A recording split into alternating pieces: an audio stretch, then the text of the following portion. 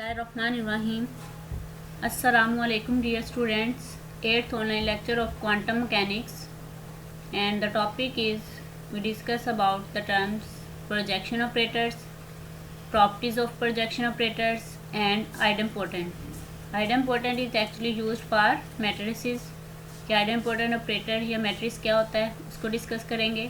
इससे पहले हम प्रीवियस लेक्चर्स में लीनियर ऑपरेटर्स क्या होते हैं, hermitian operators and hermitian adjoint and और अदर ऑपरेटर्स जो है वो हम डिस्कस कर चुके हैं, commuting and non commuting operators के बारे में। तो आज जो है हम प्रोजेक्शन ऑपरेटर उसकी प्रॉपर्टीज़ के बारे में डिस्कस करेंगे।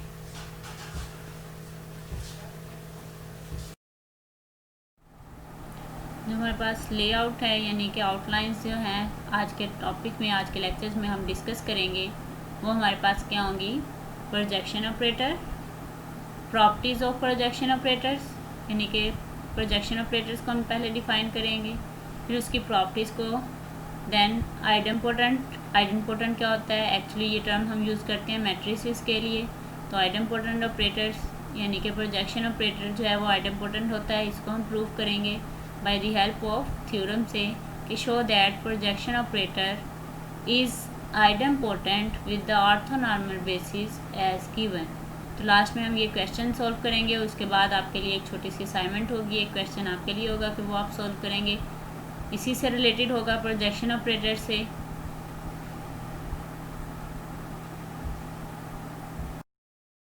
सबसे पहले प्रोजेक्शन ऑपरेटर्स हमारे पास क्या होता है इसको डिफाइन कर लेते हैं।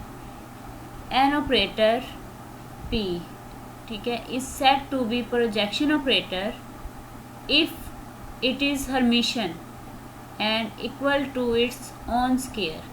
कहते हैं कि कोई भी ऑपरेटर, यहाँ पे मैंने P से डिनोट किया, प्रोजेक्शन ऑपरेटर था इसलिए P से डिनोट कर लिए। यहाँ पर आप A भी लिख सकते हैं, B भी लिख सकते हैं, ठीक है, डिफाइन करना है जस्ट आपने जो भी सिंबल आप यहाँ पे यूज़ कर लें।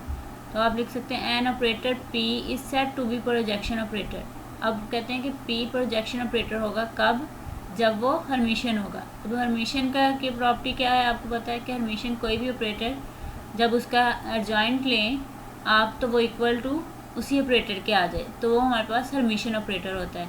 And equal to its own square, और कहते हैं वही जो आपके पास ऑपरेटर होगा वो अपने ही स्केयर के इक्वल हो, यानी कि उसका वही आंसर आए जो उसके स्केयर का आंसर आता है स्केयर लेने के बाद। इसकी एग्जांपल अगर हम देखें तो ये दो प्रॉपर्टीज़ मेन इसके पॉइंट्स हैं। आपने मैथमेटिकल में जब सॉल्व करने क्वेश्चन इन दो पॉइंट्स को याद रखना है कि एक उसी मैट्रिक्स का स्केयर लेना है। जब भी सॉल्व करेंगे आपसे पूछा जाए किसी भी ऑपरेटर्स के बारे में कि ये आपके पास जो है वो प्रोजेक्शन ऑपरेटर है या नहीं, तो दो प्रॉपर्टीज़ को आपने सॉल्व करना है, एक उसका एडजॉइंट लेना है इस तरह से, ठीक है, और सेकंड आपने उस मैट्रिक्स का या उस क्वेश्चन का जो भी आपको स्टेटमेंट गिवन है उसका आपने स्केयर लेना है ऑपरेटर का। तो वो इक्वल टू उसी ऑपरेटर के आ जाए तो आप कह सकते हैं कि ये प्रोजेक्शन ऑपरेटर है। एग्जाम्पल इसकी, the unit operator I, unit operator आपको पता है जिसमें आई 1 ठीक है और यूनिट हो, is a simple example of a projection operator. कहते हैं यूनिट ऑपरेटर जो है वो एक सिंपल सी एग्जाम्पल है प्रोजेक्शन ऑपरेटर की। सिंस जब एडजॉइंट हम लेते हैं आइडेंटिटी का, ठीक है, यूनिट ऑपरेटर का, तो वो इक्वल आ जाता है उसी ऑपरेटर के, और स्केयर भी लें तो वो उसी के इक्वल आता है। तो ये एक प्रोजेक्शन ऑपरेटर्स की क्या है, एक एग्जाम्पल है। हमारे पास है प्रॉपर्टीज़ ऑफ प्रोजेक्शन ऑपरेटर। अब प्रॉपर्टीज़ क्या हैं प्रोजेक्शन ऑपरेटर्स की, तो फर्स्ट प्रॉपर्टी हमारे पास क्या है, the product of two commuting projection operators. कहते हैं कम्यूटिंग, ठीक है, कम्यूटिंग ऑपरेटर्स और नॉन कम्यूटिंग ऑपरेटर्स के बारे में हम पहले डिस्कस कर चुके हैं। कम्यूटिंग के दो ऑपरेटर्स अगर आपके पास हों, वो कम्यूट करें, कम्यूटेशन रिलेशन हो, तो ठीक आप उसको कह सकते हैं कि वो कम्यूटेशन हैं ऑपरेटर्स हैं।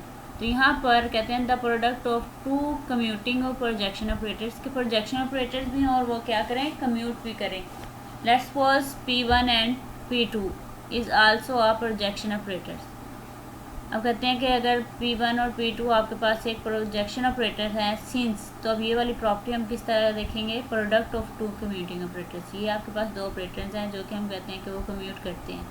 अब इनका प्रोडक्ट उन्होंने क्या कहा है कि इनका प्रोडक्ट क्या होगा, वो भी प्रोजेक्शन ऑपरेटर होगा। किस तरह से, अब ये दो ऑपरेटर हैं, हम इसका क्या करेंगे, डैगर लेंगे। यहाँ पर ये पॉजिटिव का साइन है, लेकिन आपने जो है जब थ्योरम्स करने हैं तो आपने यहाँ पर इसको डैगर ही लिखना है, ठीक है। इस तरह से डैगर का साइन नहीं था इसमें, तो इसलिए हमने इसको पॉजिटिव साइन लिखा है। तो लेकिन डैगर का आपको पता है कि ये ऊपर और नीचे से थोड़ी सी लेंथ इसकी ज़्यादा होती है, तो ये डैगर का साइन है।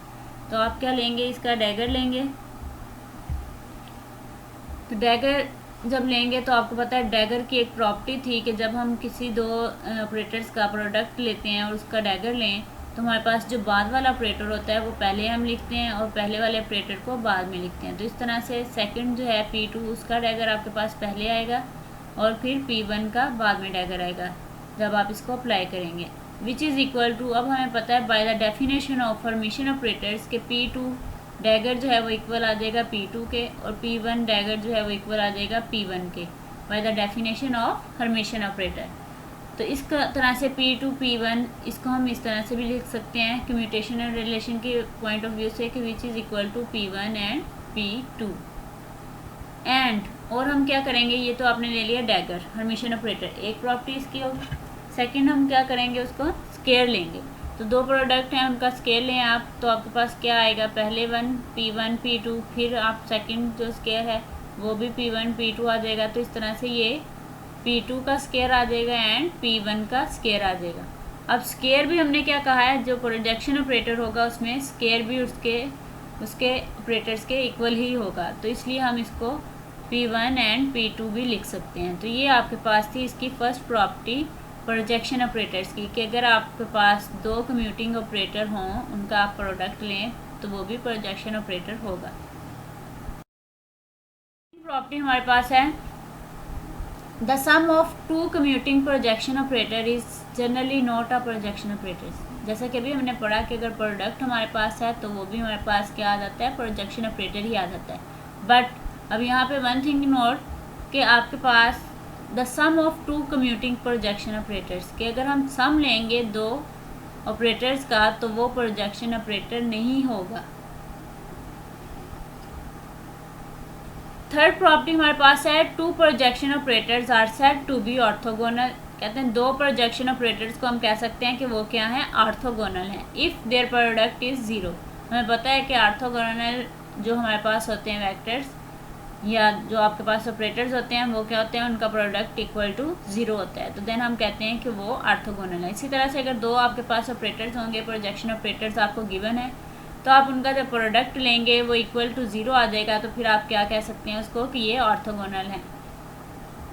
नेक्स्ट फोर्थ प्रॉपर्टी हमारे पास है for a sum of projection operators, कि अगर हमारे पास प्रोजेक्शन ऑपरेटर्स दो से ज़्यादा हों, क्योंकि दो का सम हमने कहा है कि वो प्रोजेक्शन ऑपरेटर नहीं होगा, अगर सम हो ज़्यादा हो हमारे पास for a sum of projection operators P1 plus P2 plus P3 and so on to be a projection operators, वो हम कह सकते हैं कि प्रोजेक्शन ऑपरेटर हैं। बट उसके लिए भी एक कंडीशन है, कंडीशन क्या है, इट इज़ नेसेसरी, ज़रूरी है and sufficient that this projection operators B mutually orthogonal, के वो ऑर्थोगोनल होने चाहिए, यानी कि उनका आपस में जब हम प्रोडक्ट लें दो वेक्टर ऑपरेटर्स का तो वो इक्वल टू ज़ीरो आए, देन हम कह सकते हैं कि इनका सम जो होगा वो प्रोजेक्शन ऑपरेटर होगा।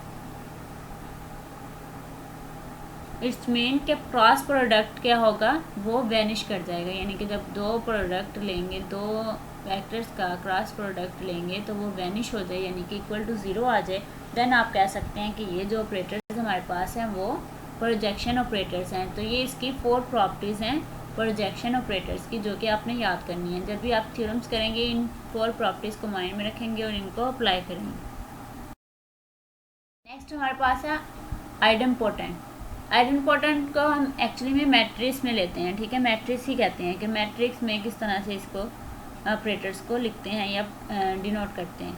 तो इट इज़ एन ऑपरेटर, ठीक है, कोई भी अगर आपके पास ऑपरेटर है, basically operator is a matrix. हमारे पास जो ऑपरेटर होगा वो एक मैट्रिक्स होगा। The term idempotent used for matrices, अब जो टर्म हम यूज़ करते हैं आइडेम्पोटेंट वो मैट्रिसेस के लिए ही यूज़ करते हैं, ठीक है। When we square a matrix it give us the same matrix, कि जब भी हम किसी मैट्रिक्स का स्क्वायर लेते हैं तो वो हमें सेम मैट्रिक्स दे तो फिर हम क्या कहते हैं कि ये आइडेम्पोटेंट है। ठीक है, यानी कि आपको यहाँ पे फार्मूला की मदद से गिवन कि अगर आपके पास कोई ए मैट्रिक्स जो है वो गिवन है, उसका आप ए के साथ ही प्रोडक्ट लेंगे तो आपके पास इक्वल टू हो क्या होगा, ए स्क्वायर। तो आपके पास आंसर क्या आ जाएगा, उसी मैट्रिक्स के इक्वल आ जाएगा। तो आप क्या कहेंगे कि ये आपके पास आइडेम्पोटेंट मैट्रिक्स है, यानी कि आइडेम्पोटेंट ऑपरेटर्स है। तो इस तरह से ये आपके पास जो है आइडेम्पोटेंट ऑपरेटर अगर डिफ़ाइन करें, आपसे कहा जाए कि आइडेम्पोटेंट क्या है, जस्ट डिफ़ाइन, तो देन आप ये लिखेंगे। और एक्चुअली में हमें क्या है, मैट्रिक्स के लिए यूज़ करते हैं ये टर्म। तो नेक्स्ट हमारे पास है एक क्वेश्चन है जिसमें हम प्रूव करेंगे show that projection operator is idempotent with the orthonormal basis as given below. कि आपने शो करना है कि जो आपके पास प्रोजेक्शन ऑपरेटर है वो आइडेम्पोटेंट है ऑर्थोनॉर्मल बेसिस के साथ। तो लेट्स सपोज इसका सोल्यूशन हम देखते हैं कि हम सपोज कर लेते हैं कि हमारे पास दो ऑपरेटर्स हैं Pn and Pm, are two operators के हमारे पास ये दो ऑपरेटर्स हैं Pn एंड Pm। तो इनको हम किस तरह से लिख सकते हैं कि अगर आपके पास Pn है तो आप इसको लिख सकते हैं, ये जो ब्रैकेट्स है बेसिस को क्लोज करने के लिए हम इसको लिख रहे हैं कि आप P ऑफ n को इस फॉर्म में लिख सकते हैं कि V of n into V of n, दो स्टेट वेक्टर्स की फॉर्म। इसी तरह से सिमिलरली Pm को आप लिखेंगे Vm इंटू Vm, ये भी दो स्टेट वेक्टर। अब इसकी डेफिनेशन हमारे पास क्या थी प्रोजेक्शन ऑपरेटर्स की, कि आप अगर उनका प्रोडक्ट लें, ठीक है, प्रोडक्ट इक्वल टू 0 आए तो वो ऑर्थोगोनल होंगे, अगर इक्वल टू 0 नहीं है आप उसको सोल्व कर रहे हैं तो देन उसका सोल्यूशन आप देखते हैं। हम क्या करेंगे, Pn और Pm को मल्टीप्लाई कर देंगे, हम इनका प्रोडक्ट ले लेंगे using definition of projection operators. तो आप क्या लिखेंगे, ये आपके पास Pn की टर्म्स आ गई और ये आपके पास Pm की टर्म्स आ गई। अब यहाँ पर यहाँ लिखा है विदाउट बेसिस, यानी कि ये ब्रैकेट को अगर आप हटा दें तो आपके पास ये वाली टर्म जो है वो किसके इक्वल आ जाएगी। तो आप देखें Vn इंटू Vn, ठीक है, Vm इंटू Vm। यहाँ पर अगर मैं सिंपली लिखती Vn, अगर ये वाली आपके पास जो स्टेट वेक्टर है इस साइड पे आ जाता है और ये वाला इस साइड पे, तो आपको पता है जब दो सेम प्रोडक्ट होते हैं हमारे पास साई इंटू साई, तो वो हमारे पास ऑर्थोनॉर्मल बन जाते हैं, इक्वल टू 1 सोल्यूशन आ जाता है। तो इसलिए ये इस साइड पे है आपके पास और ये वाला है इस साइड पे, हमने स्टेट वेक्टर जो है उनकी स्टेट जो है वो चेंज ली है दोनों में। तो अब जब चेंज लिए अब हम मल्टीप्लाई कर रहे हैं तो बेसिस हम हटा रहे हैं, यानी कि ये वाली ब्रैकेट जो है वो हटा दी हमने। तो दोनों वेक्टर्स को जो आपके पास दोनों ऑपरेटर्स हैं उनको मल्टीप्लाई करेंगे तो आपके पास इक्वल टू आंसर जो आ जाएगा वो क्रोनिकल डेल्टा के इक्वल आ जाएगा। ये जो सिंबल है ये क्रोनिकल डेल्टा को डिनोट कर रहा है। क्वांटम मैकेनिक्स में हम इसको यूज़ करते हैं क्रोनिकल डेल्टा को। तो ये किसके इक्वल होता है, इसको किस तरह से हम डिफ़ाइन करते हैं, तो ये इक्वल होता है कि अगर आपके पास दो आपके पास स्टेट वेक्टर्स हैं, यानी कि सेम उनके जो हैं वो बेसिस नहीं है, एक Vn है और एक Vm है, तो वो जो है उनका जो सोल्यूशन आता है वो क्रोनिकल डेल्टा के इक्वल आता है। उसको हम क्रोनिकल n m दोनों बेसिस जो है वो इकट्ठी करके हम इस तरह से लिख सकते हैं। और सेकंड इसका जो है वो किसके इक्वल होता है, क्रोनिकल डेल्टा। तो वहाँ पर हमारे पास दो सॉल्यूशंस आते हैं कि अगर तो आपके पास n और m इक्वल आ जाएं तो फिर आपके पास उसका जो टर्म का सॉल्यूशन होता है वो इक्वल टू 1 आता है। अगर आपके पास n और m यानी कि उसकी जो बेसिस हैं वो इक्वल ना हो तो फिर आपके पास जो उसका सॉल्यूशन है वो इक्वल टू 0 आता है। तो इस तरह से हम क्रोनिकल डेल्टा को डिफ़ाइन कर सकते हैं, ये इसकी डेफिनेशन भी है। पहले आप इसको लिखेंगे कि क्रोनिकल डेल्टा जो है वो इसके इक्वल है,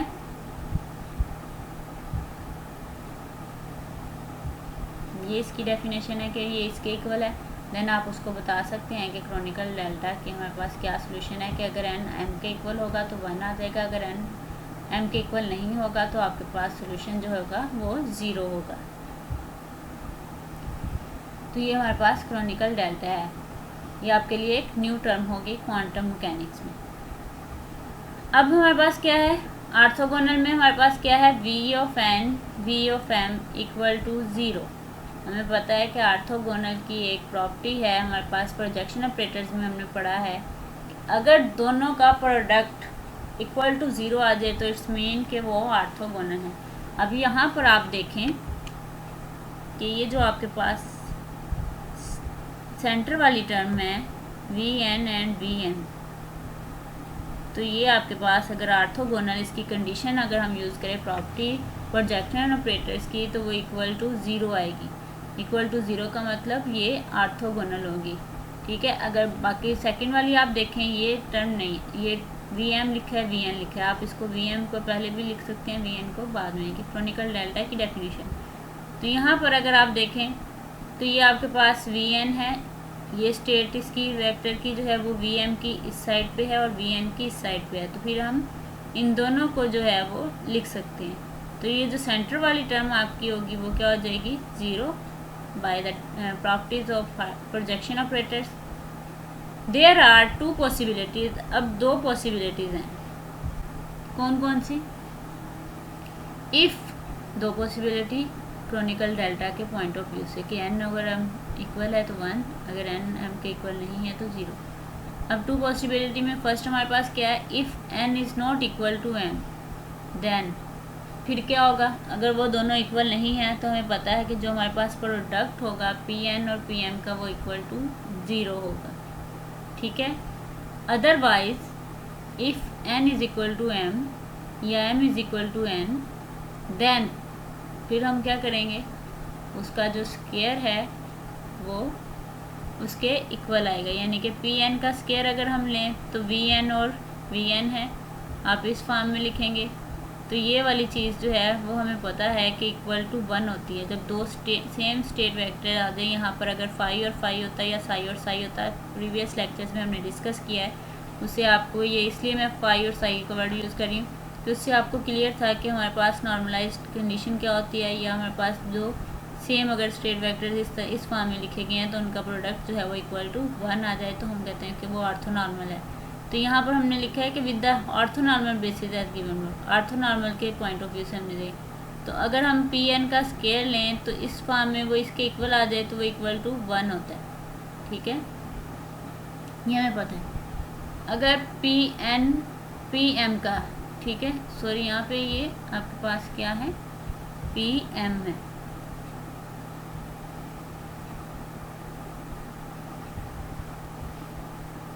अगर हम पी एम का स्केयर लें तो वो भी किसके इक्वल आ जाए, V M into V M के। तो V M into V M since equal to 1 होता है, ये भी हमें पता है।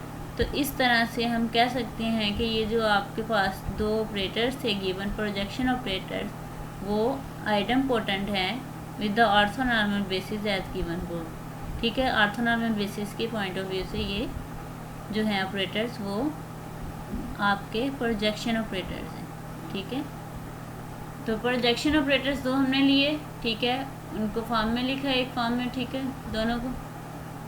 फिर हमने डेफिनेशन यूज़ की कि उनका हम प्रोडक्ट लेंगे तो प्रोडक्ट इसके इक्वल आएगा, तो वो आपके पास क्रोनिकल डेल्टा आ गया। उसको हमने दो उसकी जो पॉसिबिलिटीज़ होती हैं क्रोनिकल डेल्टा की प्रॉपर्टीज़ के, वो 1 और 0 कब होंगे, उनको हमने यूज़ किया, तो हमारे पास जो आंसर है वो इक्वल टू इस तरह से आया कि ये इक्वल टू 1 होगा अगर ये दोनों आपके पास जो है वो डिफरेंट हैं, वी एन और वी एम, तो वो 0 हो जाएंगे। By properties of projection operators के वो ऑर्थोगोनल होंगे। तो ये जो डिफरेंट वाले थे वो 0 हो गए, तो जो आपके पास सेम वाले आ जाएंगे तो वो आपके पास क्या हो जाएगा, अगर हम उसका स्केयर लेंगे, ये एक प्रॉपर्टी को आपने उसको सॉल्व कर दिया, ठीक है। और सेकंड आपके पास क्या आ जाएगा कि अगर सेम है स्केयर लेके, तो स्केयर में आपके पास क्या हो जाएगा, वो 1 के इक्वल आ जाएंगे। तो इस तरह से जो प्रोजेक्शन ऑपरेटर्स है वो ऑर्थोनॉर्मल बेसिस के साथ आइडेम्पोटेंट है। तो नेक्स्ट ये एक छोटी सी असाइनमेंट्स है आप लोगों के लिए, बहुत इजी क्वेश्चन है। जिस तरह की हमने डेफिनेशन पढ़ी है उसी डेफिनेशन को अप्लाई करना है और इसको सोल्व करना है, तो इजीली आप अंडरस्टैंड कर लेंगे। प्रोजेक्शन ऑपरेटर्स हमने पढ़ा, प्रोजेक्शन ऑपरेटर की डेफिनेशन हमने क्या पढ़ी कि जो प्रोजेक्शन ऑपरेटर होता है उसका अगर हम स्केयर लें, अगर एक ऑपरेटर आपको गिवन है तो उसका जो स्केयर लें तो वही मैट्रिक्स यानी कि वही ऑपरेटर जो है उसका आंसर आ जाए, उसी के इक्वल आ जाए, तो वो आपके पास प्रोजेक्शन ऑपरेटर की प्रॉपर्टी है। सेकंड हमने कहा अगर उसका हम डैगर लें तो वो भी उसी ऑपरेटर्स के इक्वल आ जाए। तो अब यहाँ पर ये क्वेश्चन है उसी डेफिनेशन को यूज़ करते हुए या उसकी प्रॉपर्टीज़ अगर यूज़ हों इसमें, तो उसकी प्रॉपर्टीज़ को यूज़ करते हुए आपने ये क्वेश्चन जो है वो सोल्व करना है।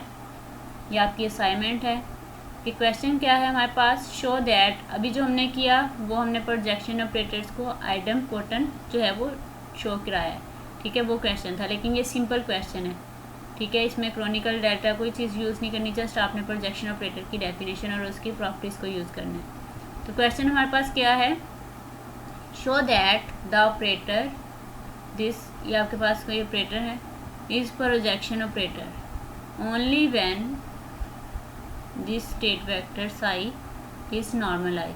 कहते हैं कि आपने ये आपके पास कोई ऑपरेटर है, इसको आपने शो करवाना है कि ये प्रोजेक्शन ऑपरेटर्स है सिर्फ तब जब हमारे पास ये जो स्टेट वेक्टर होगा साई वो नॉर्मलाइज्ड होगा। और इसके लिए नॉर्मलाइज्ड आपको याद है लेक्चर हमारा था, एक सेकंड लेक्चर था जिसमें हमने ऑर्थोगोनल एंड ऑर्थोनॉर्मल जो है वो स्टेट वेक्टर्स पढ़े थे। अगर आपको नॉर्मलाइज्ड या कोई भी इसमें डिफ़िकल्टी हो ऑर्थोगोनल या ऑर्थोनॉर्मल्स में, तो आप उस लेक्चर्स को है वो रिव्यू कर सकते हैं। तो इस तरह से आपका ये जो क्वेश्चन है वो सॉल्व हो जाएगा कि किस तरह से आपके पास ये कंडीशन जो है वो नॉर्मलाइज्ड है, तो फिर आप बता सकते हैं कि जो आपके पास ये जो ऑपरेटर गिवन है वो प्रोजेक्शन ऑपरेटर है। आई होप सो कि आप ये क्वेश्चन जो है वो सॉल्व कर लेंगे। एंड अल्लाह हाफिज़।